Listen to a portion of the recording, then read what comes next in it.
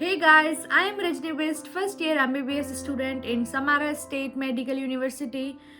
So in this video we will talk about how to get admission in MBBS abroad.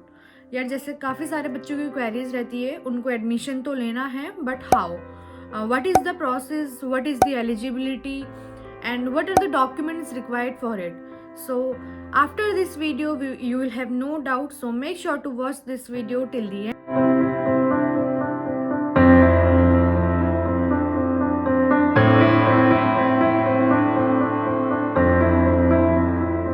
So let's talk about our first point, that is what is the eligibility to get admission in MBBS abroad.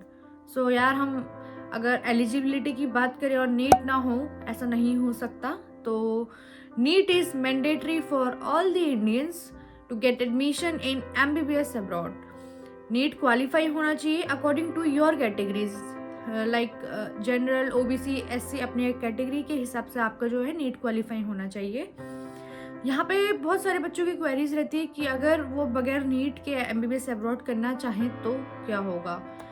तो यहाँ पे एक question आता है, अगर आप बगैर NEET के आ रहे हो तो will you be able to go back to India and practise there.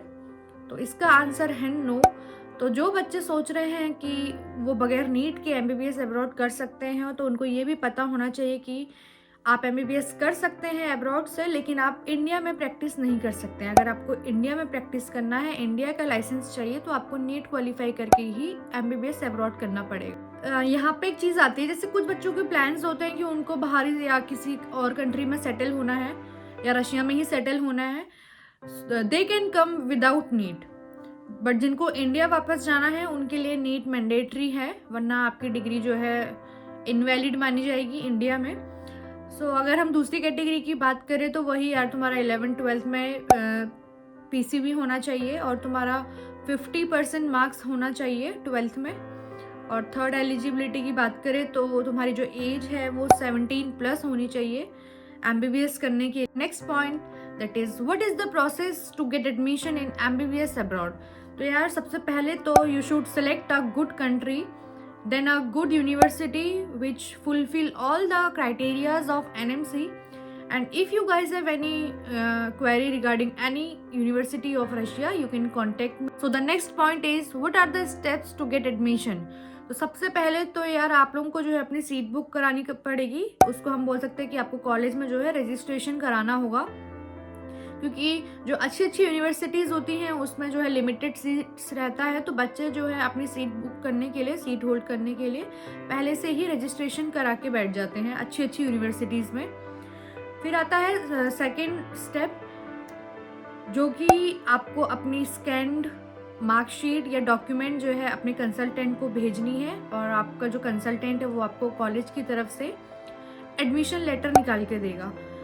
So after your admission letter, you need to give your original documents to your consultant for the invitation letter from the college side.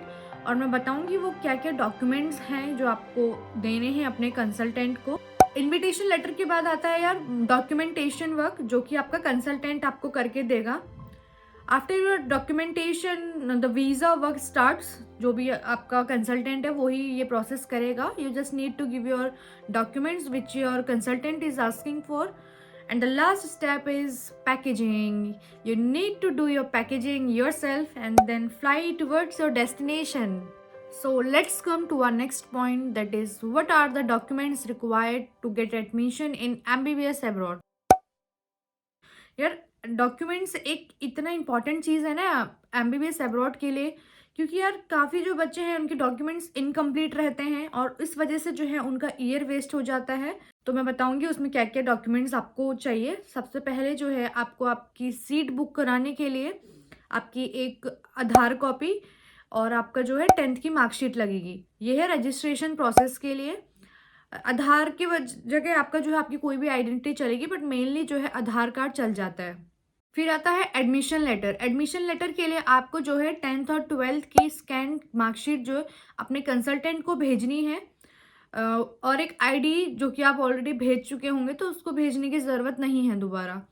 फिर आता है आपका invitation letter. Invitation letter के लिए आपको अपने 10th और 12th की ओरिजिनल मार्कशीट अपने कंसल्टेंट को भेजनी है और अपनी एक आईडी जो ऑलरेडी आप भेज चुके होंगे। और आता है नीट का स्कोर कार्ड जो कि बहुत ज़्यादा इंपॉर्टेंट है इनविटेशन लेटर के लिए। और एक और चीज़, आपको अपना पासपोर्ट भी भेजना है इनविटेशन लेटर के लिए। So all your documentation work completes here, you don't need any other documents for it.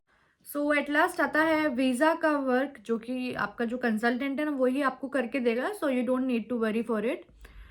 फिर यार यहाँ पे एक चीज़ आती है, एक क्वेश्चन मार्क, कि यार अगर आप किसी पे विश्वास कर रहे हो, किसी को अपना ओरिजिनल डॉक्यूमेंट्स दे रहे हो, वो पर्सन जो है ट्रस्टवर्दी होना चाहिए। So guys I would suggest you to choose a right consultancy to save your time, to save your money, and to save your future. And if you guys need any kind of help from me, you can contact me on the contact number given on the screen. And I promise you that I will help you in the best ways. So दोस्तों that's all for today. We'll meet you in the next video. और अगर आपको ये video informative लगा और आपको ऐसे ही informative videos चाहिए आगे के लिए, do like share and subscribe to my channel. And so दोस्तों bye bye, take care and have a bright future ahead, and जय हिंद।